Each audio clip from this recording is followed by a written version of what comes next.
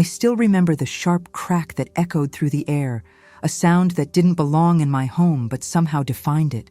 The wooden stick came down across my shoulder with such force that my body twisted before I even realized what had happened. Pain shot through me like lightning. White hot, blinding, unstoppable. I gasped, trying to breathe, but all that came out was a strangled cry. My father just stood there, the stick still in his hand, his eyes not filled with regret or even anger anymore, but something colder, indifference. He looked at me struggling on the floor, my arm pressed against my chest, and instead of helping, instead of saying something human, he barked at me. "Get up, you've got work to do." I wanted to scream at him, to ask him why, to tell him that I couldn't move, that my body was breaking apart, but the words never came. Instead, I dragged myself upright, clutching the arm that felt wrong, twisted, fragile. Every breath was agony, and I knew something inside me was broken. But my father didn't care. He turned his back and walked toward the barn, expecting me to follow, as though I was nothing more than another tool, another piece of equipment that had to keep working no matter how damaged it was. That day marked the beginning of something I had always feared but never admitted, the realization that my pain didn't matter in his world. And yet, somehow, that same day planted a seed deep inside me, a seed that whispered that maybe, just maybe, I could survive him. Maybe I could find a way out of his shadow. But first, I had to endure the unimaginable. This is not an easy story to tell. For years, I buried it, convinced that silence was the only way to survive. Talking about my father meant reopening wounds that had never really healed. It meant admitting to myself just how much damage he caused, not just to my body, but to my soul. And yet, I also know there are others out there who have lived through pain that feels unspeakable, who carry their own scars behind quiet smiles. That's why I need to tell you what happened to me, because stories like mine aren't just about the past. They're about survival, resilience, and the long, painful road toward freedom. When I think back on that day, when my collarbone snapped under the weight of his strike, it doesn't feel like a memory. It feels like a scar that never fades. But scars tell stories whether we want them to or not. My story is not just about one act of violence. It's about growing up in a house where fear was routine, where love was replaced with control, where I was taught that obedience mattered more than my own life. Sharing it now is my way of reclaiming power from the silence he forced upon me. Before we go deeper, I want to ask something of you. If you've ever felt trapped, if you've ever carried pain in secret, or even if you simply believe that no one should suffer in silence, then stay with me. Subscribe to this channel because together we're building a space where these truths can be spoken out loud, without shame. My journey is just one story among many, but by sharing it, I hope to remind you that no one is ever truly alone in their struggle. I grew up in a house where silence was more dangerous than noise. Most children remember laughter in the kitchen, or bedtime stories whispered softly in the dark. I remember the sound of boots on the wooden floorboards, each step a warning that my father was near.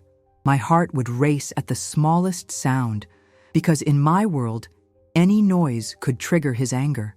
Even the way I breathed sometimes seemed to irritate him, and I learned quickly that existing quietly was safer than existing loudly. But even silence wasn't always enough. My earliest memories are stitched together with fear. I can still see myself hiding behind the couch, clutching a worn-out stuffed animal, while my father shouted at my mother in the next room. His words were sharp, meant to wound, and even when he didn't raise his hand to her, the violence in his voice cut through the walls. I wanted to run to her, to stand beside her, but I was small and powerless. She would glance at me sometimes with eyes full of apology, and I knew she wanted to protect me.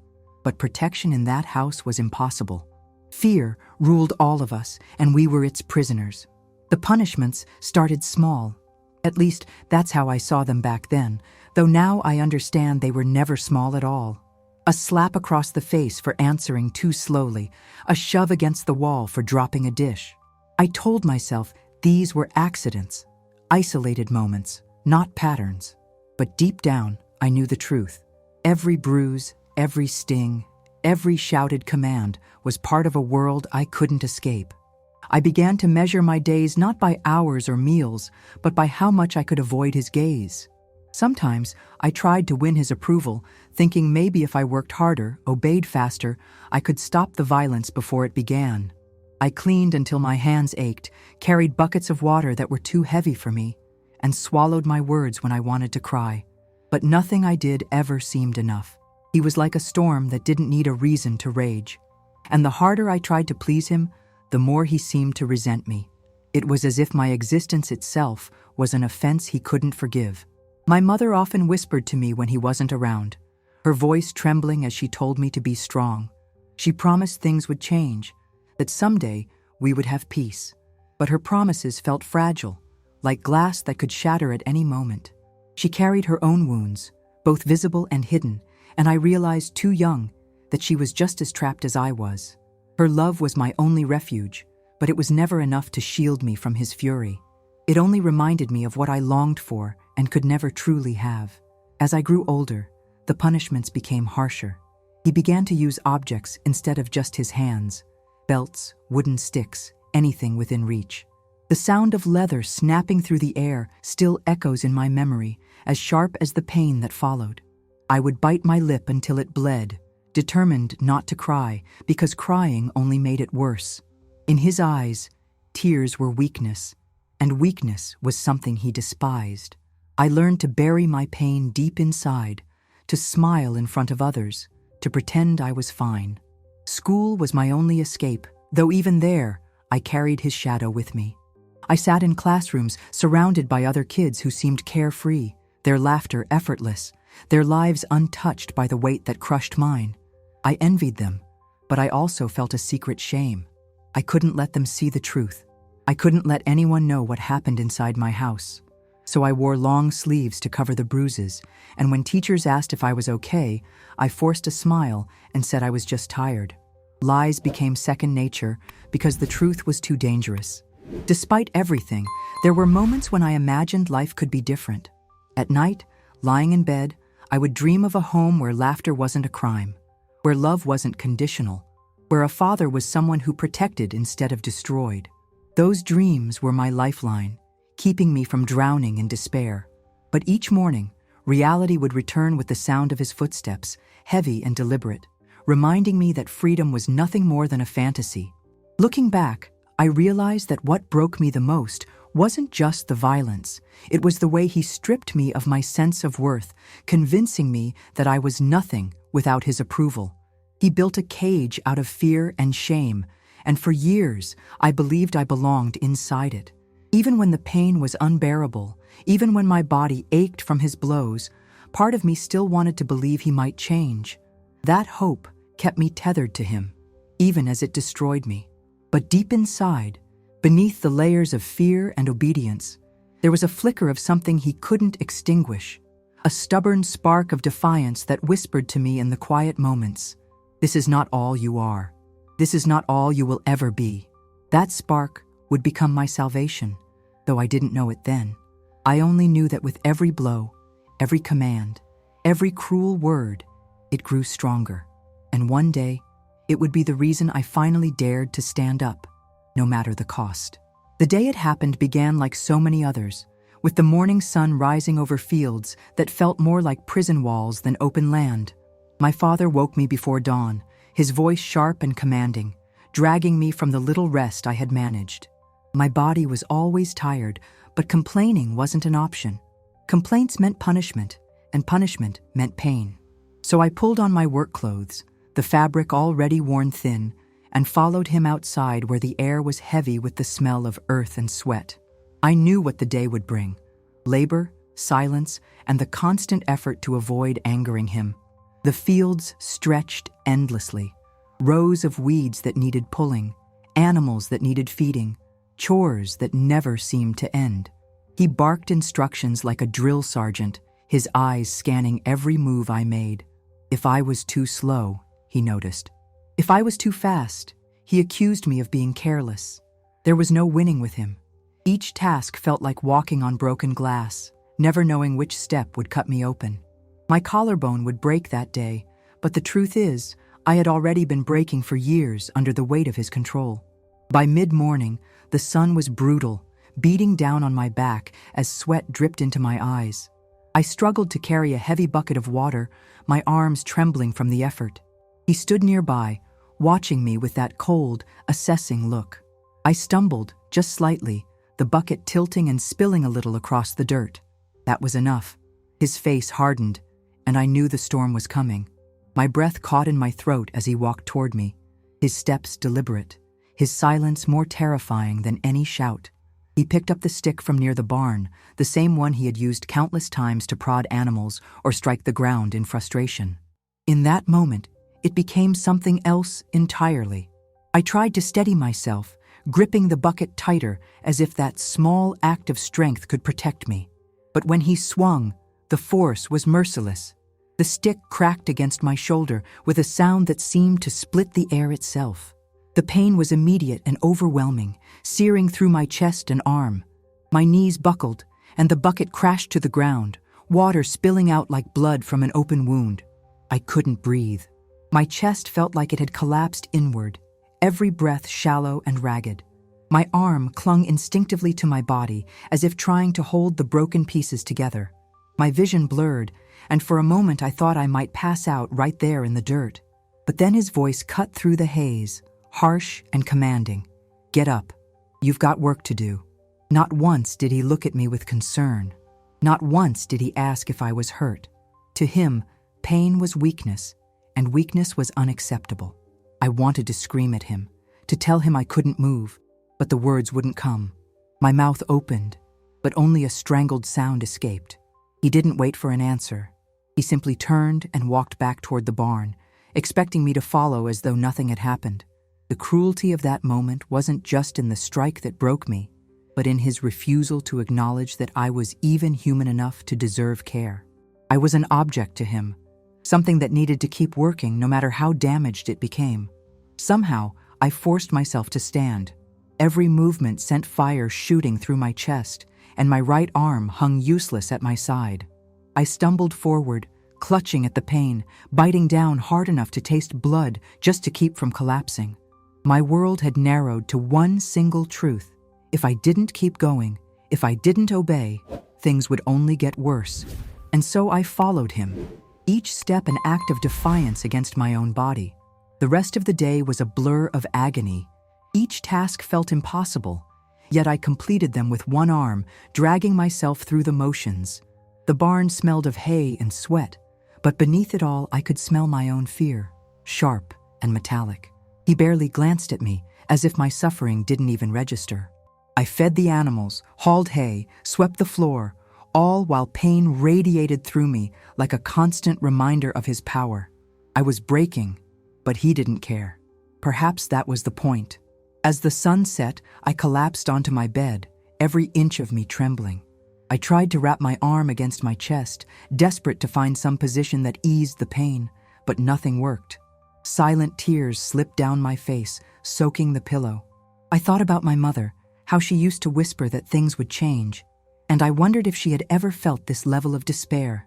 My body was broken, but what scared me more was the thought that my spirit might be next. If I let go of that last flicker of defiance inside me, there would be nothing left. That night, as I lay awake, the pain refused to let me sleep. I stared at the ceiling and thought about escape, not just from the house, but from the life he had trapped me in. For the first time, the idea didn't feel like a dream. It felt like a necessity. Because if I stayed, I knew he would break me completely. And I wasn't sure if I would survive another day like that one. The morning after my collarbone broke was one of the hardest of my life. I woke to a pain so sharp it made my whole body tense before I even opened my eyes. Every small movement sent shocks through my chest and shoulder, reminding me that something inside was no longer aligned the way it should be. I wanted to stay in bed, to curl into myself and disappear, but I didn't have that luxury. My father's footsteps echoed through the hall, heavy and deliberate, and I knew what they meant. It was time to work, whether I could or not. I tried to sit up, but the pain was unbearable. My breath caught, and I bit down on my lip until I tasted blood. My mother entered quietly, her face pale, her eyes filled with something between pity and fear. She didn't say much, just adjusted the blanket and helped me sit. For a moment, I thought she might tell him I couldn't work, that she would protect me. But instead she whispered, "Be careful. Don't make him angry today." Her words weren't cruel. They were desperate. She was as trapped as I was, bound by the same fear.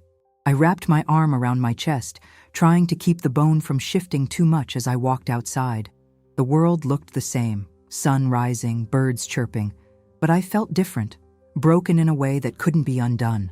My father didn't even acknowledge my injury. He handed me tools, barked orders, and expected me to obey as though nothing had happened. Each command was another reminder that in his eyes, my pain had no value. I wasn't a daughter. I was a worker, a possession, something to be used until it broke. Every task became a battle against my own body. Feeding the animals meant lifting with one arm, gritting my teeth with every movement. Carrying buckets felt impossible, but I did it anyway, stumbling and spilling as little as I could. My father's eyes followed me, cold and sharp, and I knew that failure would only bring more punishment. The stick leaned against the barn wall like a silent threat, a reminder of what he was capable of. Fear became my fuel, pushing me through the pain when my body begged me to stop. At night, I tried to hide the worst of it from him, but there was no hiding the way I held my arm against my body, or the way I gasped when I turned the wrong way. My mother would sneak into my room after he fell asleep, bringing me pieces of cloth to use as a makeshift sling. She touched my shoulder gently, tears in her eyes, but her hands trembled too much to do more. I wanted her to fight for me, to stand up to him, but I understood why she didn't. She was just as broken as I was, her spirit worn down by years of the same cruelty. Days blurred into weeks, and the bone never healed properly. I learned to live with the pain, to move carefully so I wouldn't make it worse. Every motion reminded me of that moment, the sound of the stick cracking against me, the echo of his voice telling me to work. The scar wasn't just on my body, it was in my mind, carved so deeply I couldn't escape it. Sometimes I wondered if that was his goal, not just to control me physically, but to own my thoughts, to make sure I never imagined a life outside of his rule. But despite the pain, a shift began inside me. The more he tried to break me, the more I felt that small flicker of defiance growing. I hated him for what he had done, for what he continued to do. That hate was dangerous. It made me reckless at times, but it also gave me strength. I started to think about what life might be like beyond the farm, beyond his voice and his fists. The thought terrified me, but it also gave me hope. And hope, even fragile, was something he couldn't take away. I began to watch him closely, memorizing his routines, noticing when he left the house and how long he was gone. I listened carefully to the way he locked doors, where he kept keys, how predictable his anger could be. It was as though surviving wasn't enough anymore. I wanted to prepare for something bigger. I didn't know when or how, but I began to dream of the day I would run, even if it meant running with nothing but the clothes on my back. My broken collarbone became a symbol, proof that staying would only destroy me further. There were nights when the pain made me cry silently into my pillow, shaking so hard I worried he might hear. But even in those moments, when despair felt heavier than my body could carry, I held on to that flicker of resistance. I told myself over and over that I was more than what he made me believe. I wasn't weak, I wasn't worthless, and I would not belong to him forever. That promise became my anchor, the one thing that kept me from drowning in the misery he built around me.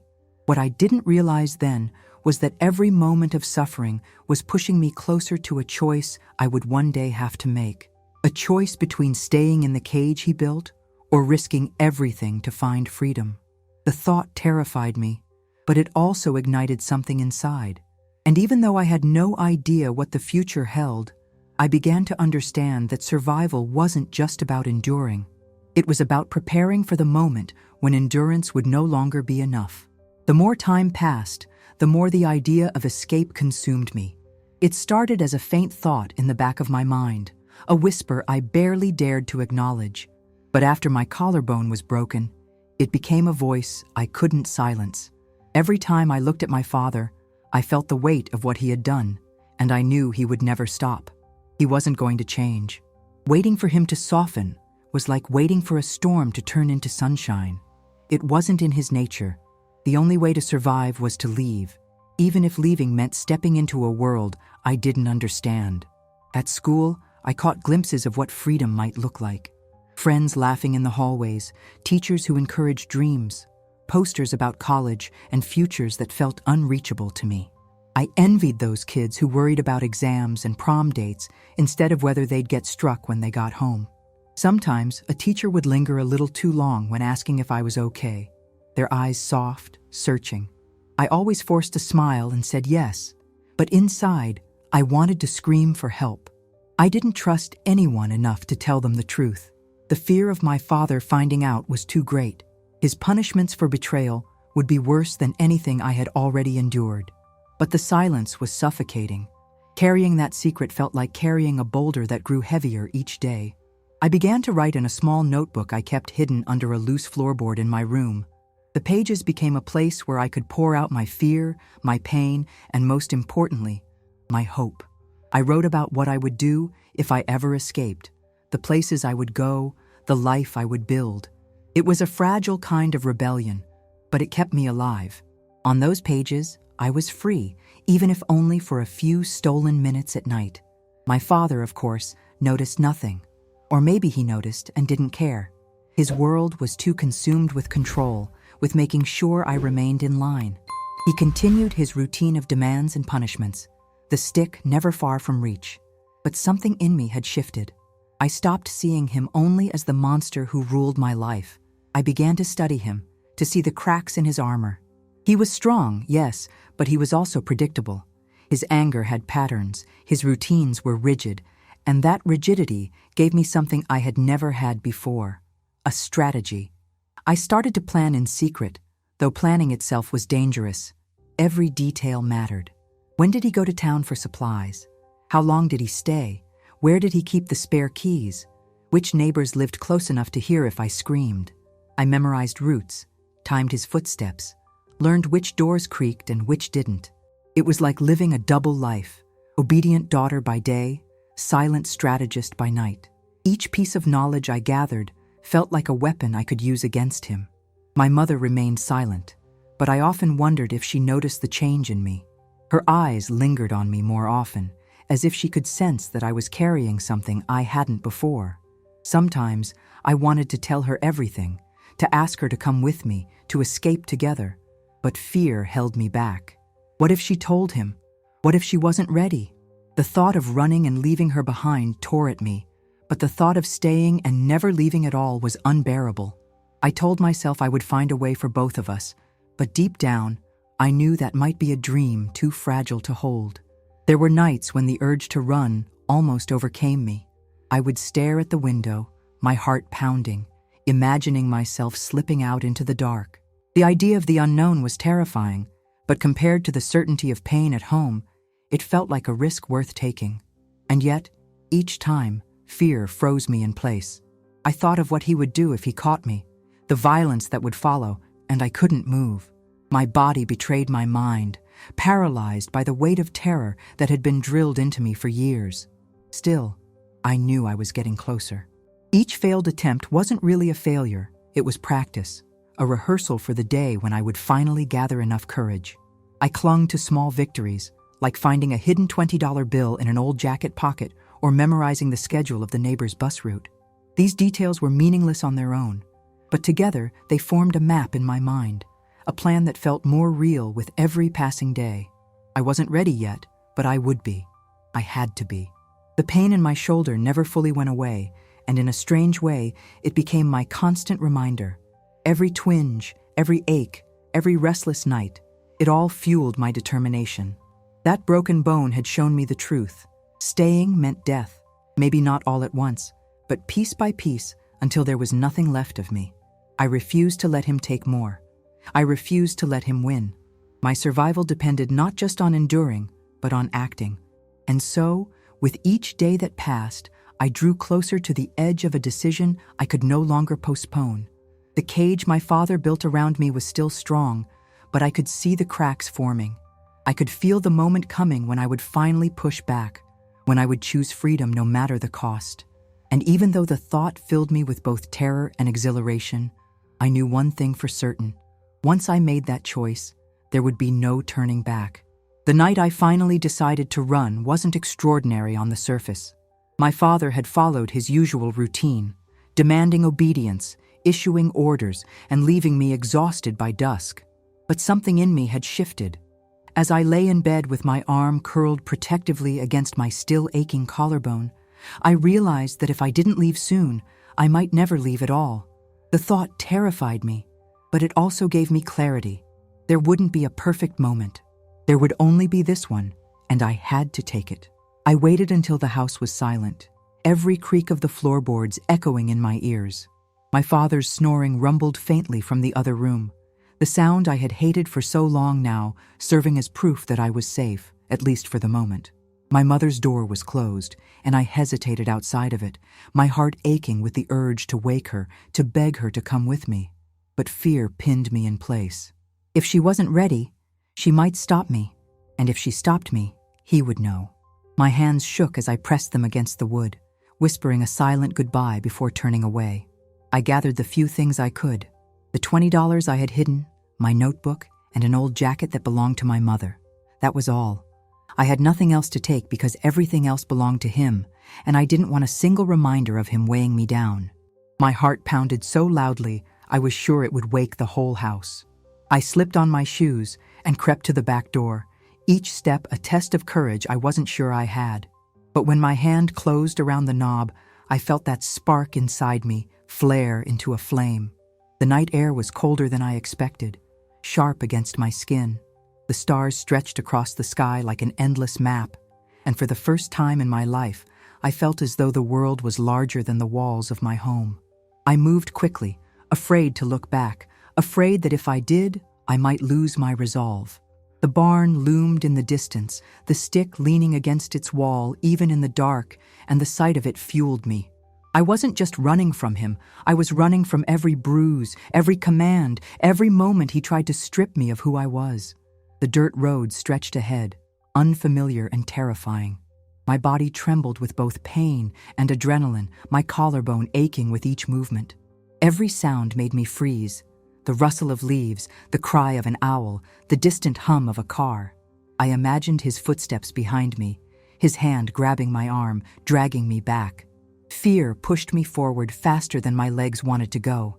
For every step I took, I repeated to myself, "Keep going. Don't stop. Don't look back." When I reached the edge of the property, I paused. For years, that invisible line had felt like an impossible boundary, the edge of the cage I thought I would never escape. Now I stood on the other side of it, my chest heaving, my heart racing. I wanted to collapse and cry, but there was no time for that.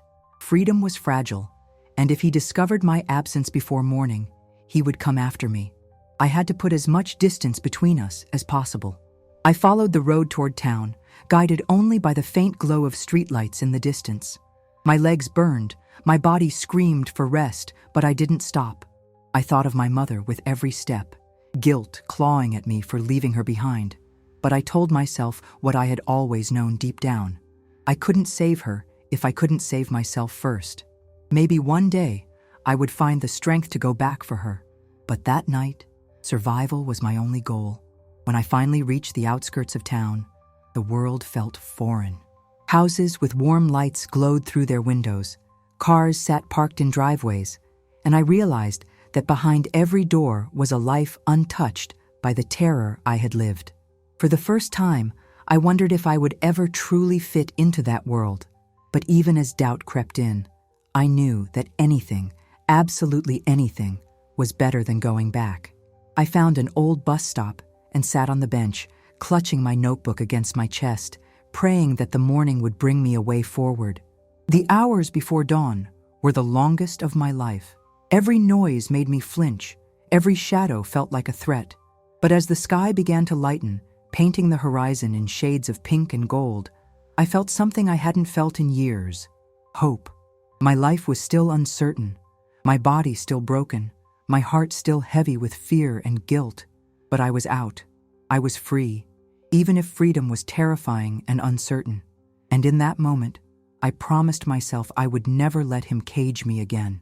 Freedom wasn't the end of my story. It was only the beginning, but it was the chapter I had been waiting for. the one I had risked everything to right.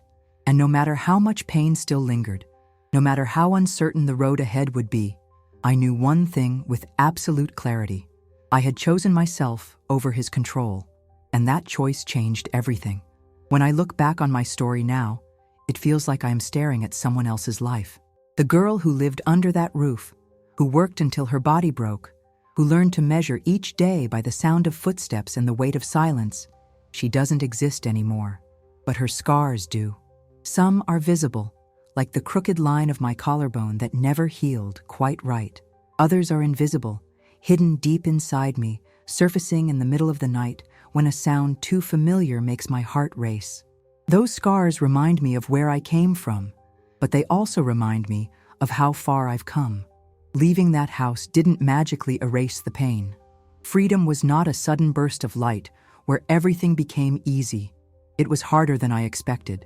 I had to learn how to trust people again, how to believe that kindness could exist without a hidden cost.